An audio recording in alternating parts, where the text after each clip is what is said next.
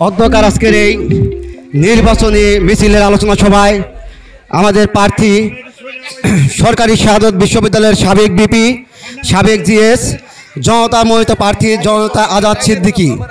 বক্তৃতা আমি করব না, বক্তৃতা করবে মুরব্বীগণ।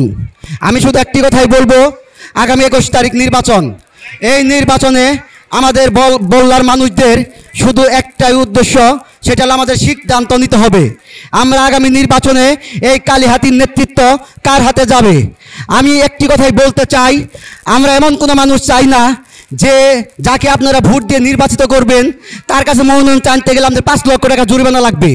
আমি এমন নেতৃত্ব চাই না যে সমাজের মানুষ দলবল নির্বিশেষে ভোট দিয়ে এমপি বানায়, উপজেলা চেয়ারম্যান বানায়, পরবর্তী সেই মানুষকেই হেস্তনস্ত করার জন্য হয়রানি করে।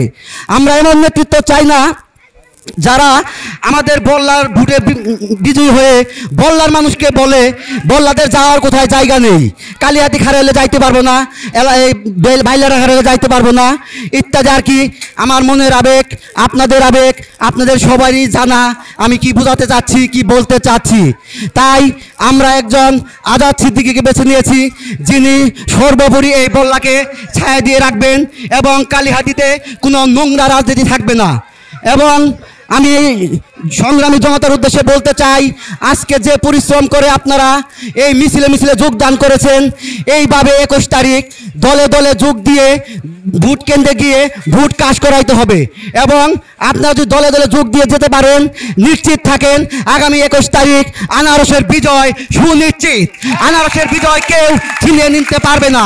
যেহেতু আমরা বল্লাবাসী দলমত নির্বিশেষে যাচ্ছি, আমরা আগামী দিনে ইনশাআল্লাহ আনারস মার্কাকে পাস করেই ছাড়বো। এই বলেই আমার বক্তব্য আমি শেষ করছি। আসসালামু আলাইকুম।